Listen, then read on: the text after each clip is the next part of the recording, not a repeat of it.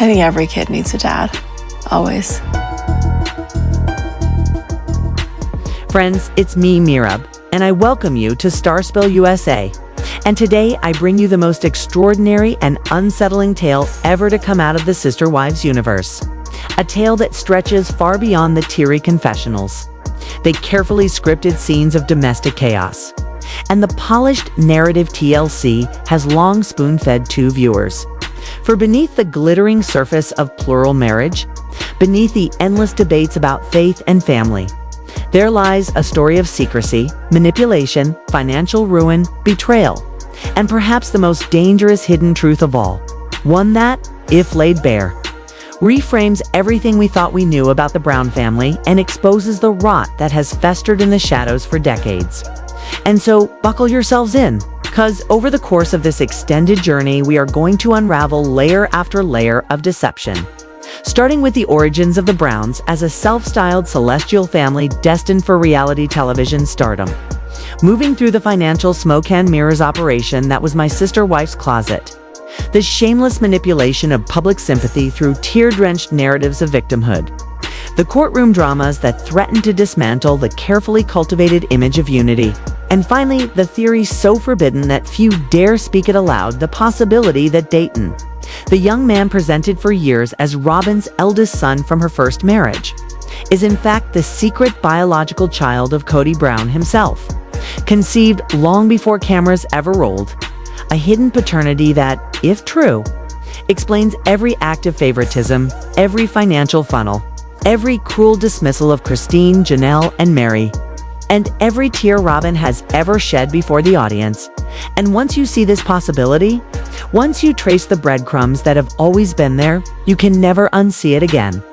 For suddenly the entire saga collapses not into a story of faith and sacrifice, but into a sordid drama of manipulation and control, where children became pawns, wives became disposable, and money flowed like a river into ventures designed not to support a family, but to sustain a lie.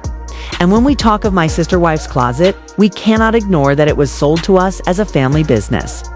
A bold entrepreneurial step that would allow the wives independence. Yet from day one, it was a financial black hole, drawing in thousands of dollars from fans who believed they were supporting something wholesome, only to be met with poor quality, endless delays, or nothing at all. And behind-the-scenes production crew whispered that the website was little more than a prop, a storefront to create the illusion of prosperity while debts mounted and investors were misled. A scheme sustained not by success, but by the steady flow of cash from family accounts, swollen at the time with TLC money that was meant to sustain 18 children, but instead ended up diverted into Robyn's grand house, her designer trinkets, and the charade of a thriving jewelry brand. A brand that collapsed spectacularly, leaving fans outraged, suppliers unpaid, and the Browns scrambling for excuses. And all the while, Kody defended the indefensible, pouring energy into this doomed enterprise because to abandon it would mean exposing not only financial failure, but the deeper truth it was concealing. For My Sister Wife's Closet was more than a shop.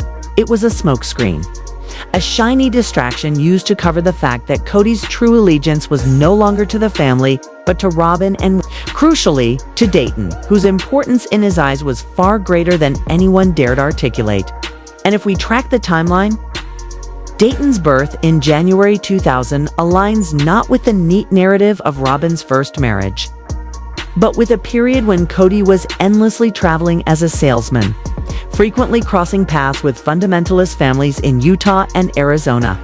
Communities so tight-knit that it strains belief to imagine he and Robyn never encountered one another before 2009. And when we consider the whisperings that circulated long before TLC fame, stories of a young Robyn seeking attention outside her unhappy marriage, stories of Kody with a wandering eye and a thirst for validation, the puzzle pieces begin to slide together into a picture the Browns never wanted the public to assemble. For when Robyn finally appeared on screen, presented as the innocent single mother introduced by Mary, what viewers actually witnessed was not the tentative blending of two families, but the reunion of co-conspirators. The legal adoption of children not as an act of compassion, but as a final severing of David Jessup's claim, and the erasure of a paternity that, if acknowledged, would have shattered the family's public facade. And Mary's role in this cannot be overstated, for she was persuaded, or perhaps coerced, into surrendering her legal position so that Kody could marry Robyn on paper. A move justified at the time as necessary to protect the children, yet which in truth primarily ensured that Kody had legal authority over Dayton. An act that cost Mary everything and left her discarded, emotionally exiled, and eventually humiliated by her infamous catfishing scandal. A scandal that the family seized upon to portray her as unstable whilst neatly diverting attention away from the deeper deception they were guarding. Meanwhile, Christine, increasingly sidelined, began to piece together the truth in ways she could not articulate, sensing that the scales were never balanced, that her children were always treated as afterthoughts, and that Kody's obsession with Robyn's household was driven by something far more primal than mere romantic attachment. While Janelle, pragmatic as ever, observed the financial hemorrhaging with growing alarm, recognizing that family money was being funneled into ventures that had no hope of success. Ventures designed less for profit and more for image management. And yet when she raised concerns, they were brushed aside. Her practicality, no match for Kody's infatuation with Robyn's orbit. And so, resentment festered, children grew disillusioned, and the family's once vaunted unity crumbled until eventually the facade could no longer hold, leading to explosive courtroom showdowns, bitter televised confrontations, and the spectacle of Kody railing against his disloyal wives whilst clinging desperately to the only relationship that truly mattered, the one with Robyn and the children she brought. Particularly Dayton, whose every milestone was treated with a reverence Kody rarely showed his other offspring. And when Dayton was injured in an ATV accident, Kody's response was not that of a stepfather, but of a biological father paralyzed with terror. A reaction that in hindsight reads not as overprotective, but as revealing. For the mask slipped and the truth peeked through, if only for a moment. And when we return to Robyn's endless tears, the breakdowns in her confessional interviews, we might now see them not as the natural emotions of a woman overwhelmed, but as the manipulations of someone carrying the burden of a secret. A woman who knew that her place as the favored wife was secured not by faith alone, but by the leverage of what she carried. A son who bound Kody to her forever, and so she wept and performed, knowing sympathy was her shield and that any accusation from ex-wives or children would be drowned out by the chorus of fans who still saw her as the noble victim.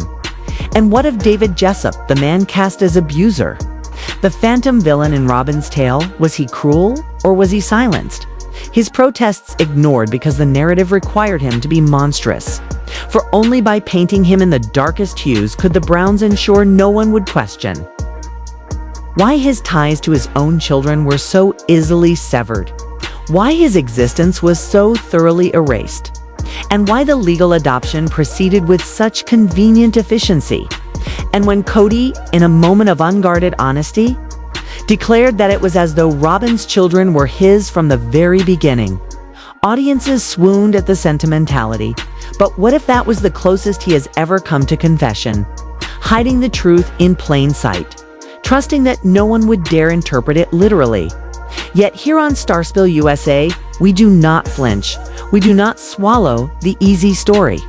We pull at the loose threads until the whole tapestry unravels. And what emerges is a family not united by faith, but bound by secrets, not thriving in love, but corroded by lies, not destroyed by external persecution, but by an internal betrayal conceived in the late 1990s, when choices were made in secret that continue to reverberate through every relationship, every financial collapse, every tear shed, every courtroom showdown, and every child left wondering why their father's love was so uneven, so conditional, so blatantly skewed towards one household above all others. And the answer, whispered but never spoken aloud, may well be that the Brown story was never about 4 wives and 18 children at all, but about one man, one woman, and the hidden child who tied them together long before the world was watching. Together long before the world was watching. One such alleged post from 2008, a full year before Kody and Robyn officially declared their first meeting, supposedly mentioned Robyn Sullivan by name, describing her as a family friend who was going through a difficult period, which immediately raises the question of how she could have been described as a family friend a year before. Mary supposedly introduced her to Kody for the very first time. And if such a post ever truly existed, whether scrubbed from the internet or dismissed as mere fan fiction, it would represent nothing short of a smoking gun. A direct piece of evidence suggesting that the official timeline carefully constructed for public consumption was never the truth, but rather a calculated fabrication designed to hide a reality too scandalous for their faith, their community, and their television narrative. And this single piece of circumstantial evidence, when placed alongside other reports from alleged former church members claiming to have seen Kody's distinctive vehicle in St. George Robyn's hometown in multiple occasions between 2007 and 2009 during periods when he was officially away on his vague sales trips, begins to form a chilling mosaic of deception. For one must ask whether these were innocent business detours or the journeys of a man sneaking away to see a secret love and a secret son.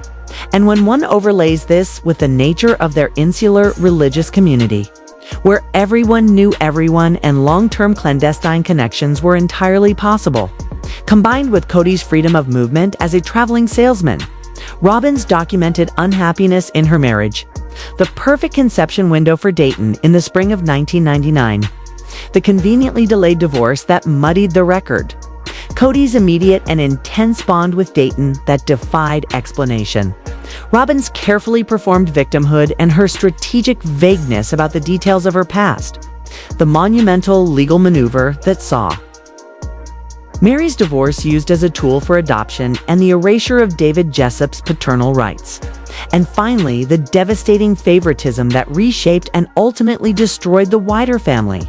The official story begins to collapse under its own inconsistencies. And the forbidden theory, however shocking, emerges as the only interpretation that accounts for every bizarre decision, every disproportionate reaction, and every tear-stained confessional we have witnessed for well over a decade. For when viewed through this lens, the saga ceases to be the chronicle of a man attempting and failing to live plural marriage, and instead becomes the tragic tale of a man who fathered a child through infidelity, spent the following 2 decades orchestrating an elaborate cover-up under the guise of religious devotion, and who did not bring Robyn into the family to add a wife, but to finally bring home a son who had been his all along, with Mary, Janelle, and Christine reduced to supporting players, their children mere background to the Kody and Robyn show, and the plural marriage itself not a genuine pursuit of faith, but a vehicle for deception. The principles of religion twisted, the trust of wives exploited, and the innocence of children sacrificed in order to legitimize the one relationship and the one child that truly mattered to him. And when considering the psychological toll of such a secret, the pieces fall into place with disturbing precision. Kody's narcissism and paranoia no longer the byproducts of stress, but the inevitable outcome of a man forced to become the hero of his own false narrative, justifying his actions by elevating Robyn to soulmate status and reducing the other wives to burdens. His rage at Christine and Janelle for leaving reframed not as the grief of a husband, but as the fury of a deceiver watching his cover story crumble, whilst Robyn's perpetual anxiety and need for control appear less like insecurity and more like the vigilance of a co-conspirator ensuring the pact remained unbroken. Her need for Kody's undivided attention, a desperate reaffirmation that he would never abandon the secret and the protection it ensured. And then there is Dayton, the silent axis of it all, the child unknowingly raised beneath the weight of a falsehood, his very identity potentially constructed upon a deception in which the man he knew as his stepfather was in truth his biological father, and the man on his birth certificate was either a tragic victim of manipulation or a coerced participant in the earliest phase of the cover-up. With his silence over the years, his refusal to grant interviews, defend his character, or contradict Robyn's portrayal of him standing as one of the most damning pieces of evidence. For whether through financial settlement, religious pressure, or an unspoken acknowledgement of the truth, his absence from the narrative has functioned as a necessary condition of maintaining the lie. And when one contrasts Kody's unwavering and obsessive attention to Dayton with his dismissive neglect and even open hostility toward his sons with Janelle and Christine, the disparity is glaring for Logan, Hunter, Garrison, and Gabriel were responsible, loyal, and yearning for connection, yet never received the kind of almost frantic devotion poured into Dayton. And the infamous birthday call to Gabriel where Kody forgot the occasion and made the conversation about his own COVID symptoms, rather than his son's pain, becomes a chilling mirror to the care and focus always lavished upon Dayton. The contrast too great to dismiss as simple favoritism and instead evidence of a man whose heart knew its true firstborn. His actions betraying a biological bond the public narrative sought to deny. And when one follows the financial trail, the truth becomes even more undeniable. For from the earliest days, the money has flowed not equally among the wives and their children, but disproportionately into Robyn's household, culminating in the move to Flagstaff.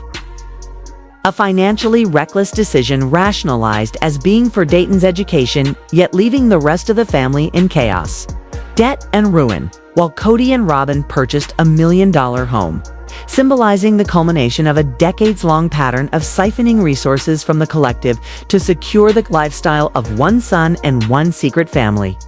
And when laid bare like this, the pieces align with brutal clarity. The silence of David Jessup, the timeline inconsistencies, the obsessive paternal bond, the legal sacrifice of Mary, the financial devastation of the others, the emotional neglect of 13 children, and the implosion of the plural marriage are not random tragedies or the natural breakdown of polygamy, but the karmic collapse of a deception so profound it could never be sustained. And as the cracks spread and the family finally shattered, what we have witnessed is not merely reality television melodrama, but the unraveling of a 20-year conspiracy whose central truth has a name Dayton. One such glaring symptom of the rot at the heart of this story is the brutally uneven material reality the wives have been forced to live in.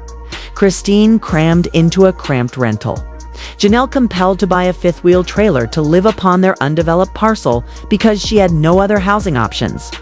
Mary clambering about a huge, echoing rental alone and paying a premium for solitude, while the family's pooled funds, much of which were accumulated through the Og wives' own enterprises and the show's early success, were channeled instead into guaranteeing a luxurious lifestyle for one household and that household alone. And this is not merely inept financial management, but a deliberate, strategic allocation of resources that reveals an entirely different hierarchy of value beneath the rhetoric of equality. For in Kody's private calculus, he was not draining the communal pot so much as investing in what he considered his true lineage, building a kingdom not for his 20-person plural family, but for the line he had quietly started with Robyn years before the cameras arrived. The oft-promised Coyote Pass property, presented as the communal dream that would one day benefit everyone, has sat undeveloped for years, not because of bad luck or bureaucratic delay, but because it was never the objective. The true aim was to secure a future for Robyn and her children. Above all, for Dayton, the child who, in the forbidden version of events we have been tracing, occupies the central role of heir. The financial and emotional hierarchy is broadcast with brutal candor in the family's own corporate structure. The company that manages their program income, registered as Dabster Entertainment LLC, an acronym that, once you decode it, spells out Dayton, Aurora, Brianna, Solomon, Ariella, Robyn, and Kody, names that declare in legalese which family matters most, and conspicuously omits the other 3 wives and their 13 children, a literal excision from the ledger that functions as a flashing neon sign of preference, a formal, juridical confession in plain sight that tells you precisely who Kody considers his genuine kin. And when you place this with the personal betrayals, it becomes unbearable to ignore. Mary's tragedy presented publicly as a generous woman who found and welcomed Robyn into their circle.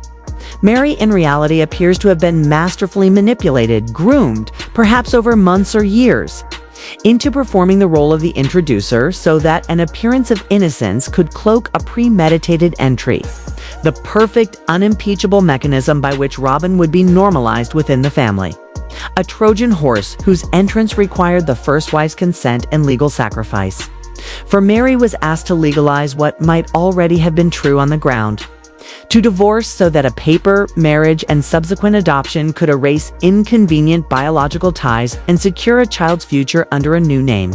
And what followed reads like an act of dispossession once the legal maneuver was complete. Mary was publicly told she was no longer considered a spouse in the intimate sense, her unique status as first wife nullified, her devotion repaid with abandonment, a human being left bereft not simply of legal standing but of dignity. And her later catfishing scandal, when understood against this backdrop, ceases to be a simple lapse of judgment and instead reads as a primal, anguished cry from someone who had been psychologically erased, who had surrendered everything only to discover the sacrifice was hollow, and who sought validation where she could find it because the man she had built her life around had quietly excluded her from the family that mattered most.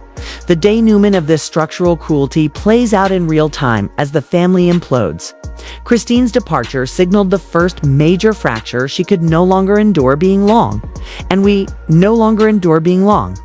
Treated as a basement wife while watching her children sidelined. Janelle's exit was the inevitable culmination. The pragmatic mother finally forced to choose between protecting her sons and preserving a marriage that had become corrosive. And she chose her children, because Kody demanded that Garrison and Gabriel grovel and apologize, as if their dissent constituted treason against his preferred household. For in his mind, their defiance was an attack upon the queen and his court, and could not be tolerated. Insiders who worked on set began to speak of a toxic atmosphere where production was halted so often by Kody's fury at any line of questioning that threatened Robyn's image that filming felt like walking on eggshells, with producers and crew forced into silence lest they incur his wrath. A dynamic that reads less like marital discord and more like the behavior of a man frantically guarding a secret whose exposure would doom everything he had built. Add to that a chorus of exob voices who claim the Kody and Robyn relationship was an open secret within their small community. A scandal whispered and contained by a collective. Unwillingness to disrupt the peace, a communal pact of omission that preserved reputations at the cost of truth, and suddenly the deception graduates from a private conspiracy to a community-wide cover-up, with neighbors and elders tacitly colluding to present a sanitized version of history to the wider world. The human anatomy of the lie is visible on Kody's face now, a thinning, bitter man, drawn and paranoid. The visible effects of someone who has spent decades maintaining a falsehood. The departures of Christine and Janelle were not merely splits in a family tree, but catastrophic security breaches that released stories, testimonies, and audiences from under his control and left him with nowhere to hide, revealing that his public persona as a devoted patriarch had always been a fabricated identity masking the reality of a man who betrayed his wives, his faith, and his own children to secure a private life built upon deception. And so, the wider damage becomes painfully obvious when you consider Robyn's two eldest children from her first marriage, Aroa and Brianna, whose loyalties and anxieties can no longer be read merely as private struggles, but as the predictable consequences of being raised within a performance, their father erased, his character publicly maligned, their acceptance into the new family conditional on their mother's success as the favored wife, loyalty. In that context is survival and Aurora's well-documented panic attacks, May. Viewed through this lens, be somatic responses to a household steeped in unacknowledged tension and the constant vigilance required to uphold a decades-old secret. Meanwhile, Solomon and Ariella, born into the Kody and Robyn consolidation, know only the revised history their parents have curated, and they are being raised as heirs to a narrative that excludes the wider brood. Taught implicitly, that their particular branch of the family is the true one. A pedagogy of isolation that will perpetuate division as the next generation inherits not merely wealth or status, but an edited memory of who belonged. Central to maintaining that edited memory is the soulmate narrative, the claim that Kody and Robyn are bound by a transcendent, spiritual union that justifies every excess, every financial disparity, every act of emotional neglect, and yet if the secret paternity theory holds any water, that soulmate rhetoric is nothing more than an alibi, a sanctified cover story that recasts infidelity and sustained deception as divine mandate, enabling a charismatic leader to weaponize faith language to demand obedience and absolve himself of moral responsibility. A classic maneuver whereby religious vocabulary is turned into armor so that personal appetite may masquerade as providence. Nowhere is this more bitterly exposed than in Christine's journey. Once the true believer, the daughter of polygamist royalty, she sacrificed, believed, and for decades tolerated emotional exile only to be dismissed with contempt in later seasons. Told plainly that intimacy was no longer expected of her. Read within the frame of our theory. Kody's derision towards her is not a mere falling out, but a punitive method to erase a living reminder of the life he used to lead. A campaign of devaluation designed to prevent her challenging the supremacy he had granted to another household. And her eventual reclamation of self through leaving and finding happiness again constitutes the most damning indictment of the system she fled. The most heartrending casualties, however, remain the OG 13 children, the sons and daughters whose expectation of a father's unconditional love was replaced by a demand for fealty to an invented royal household, whose well-being was sacrificed to ordinary men's extraordinary secrecy, whose emotional scars are the real and lasting currency of decisions taken in darkness. The pattern is consistent and damning. Motive: a secret child requiring legitimization. Means: a traveling patriarch operating within an insular community. Opportunity: a conception window in 1999 that aligns with reported overlaps. Behavior: to decades of escalating favoritism and financial reallocation. And supporting signs: the silence of a biological father. The corporate acronym that excludes 3 wives. The public use of religious revelation to justify self-serving moves. And though a formal DNA test will almost certainly never grace a reunion stage, the evidential weight is less in any laboratory proof than in the wreckage left behind in abandoned spouses, estranged sons, the financial ruin of once productive households, and the weary faces of those who were told to believe in a fairy tale so that another's ambition might be realized. The camouflage of plural marriage has been peeled away, and beneath it lies not a family, but a cover story. And the final chilling image is of the 2 people who benefited most, occupying a grand house with the spoils of a war they effectively won, yet utterly defeated, for everything they amassed has cost everyone else everything they had.